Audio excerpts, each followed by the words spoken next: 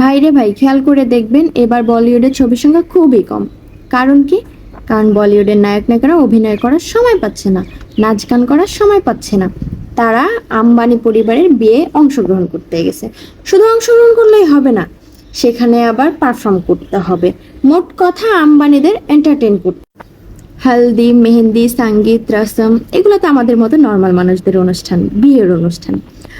আর আম্বানিদের যে কত রকম, কত পর্বে, কত ধরনের সেগমেন্ট আছে, তার কোনো শেষ নাই।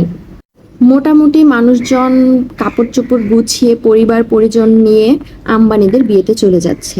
ভিলা থেকে শুরু করে বড় বড় হোটেলের ভিভিআইপি রুমগুলা বুক করা হয়েছে বলিউডের সেলিব্রিটিদের জন্য।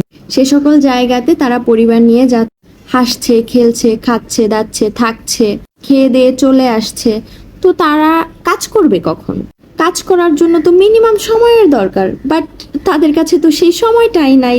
তারা আম্বানি পরিবারের বিয়ের প্রি ওয়েডিং নিয়ে খুবই ব্যস্ত।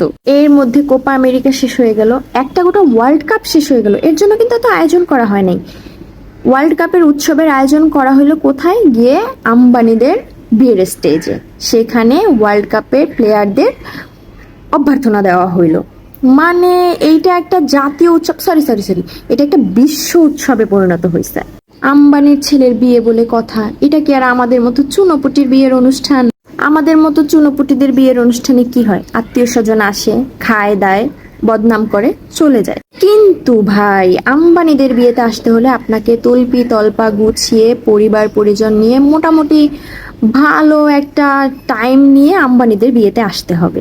এদের আবার শুধু বলিউডের সেলিব্রিটি দিয়ে শেষ হয় নাই, এরা হলিউডের সেলিব্রিটিদেরও নিয়ে আসছে। একের পর এক সেলিব্রিটিরা যাচ্ছে, নাচ গান করছে, অনুষ্ঠানের মধ্য দিয়ে আম্বানিদের মনোরঞ্জন করছে। সাধারণ মানুষের মন খারাপ হলে কি করে? ঘুরতে যায়, খাওয়া দাওয়া করে, মুভি দেখে, সর্বোচ্চ একটা লং ট্রিপে যায়।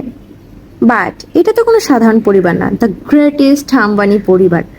তাদের মন খারাপ হলে কি করে জানেন?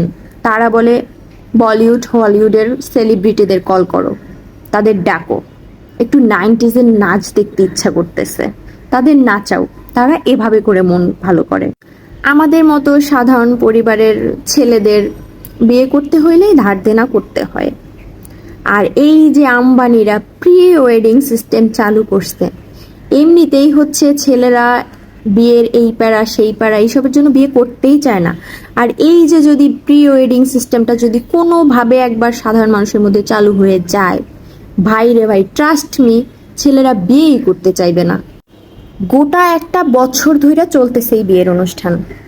আমরা সাধারণ মানুষটা নাক ফুল পরার জন্য সোনা পাই না, আর এরা সোনা দিয়ে জামা বানাই পরে। চিন্তা করছেন?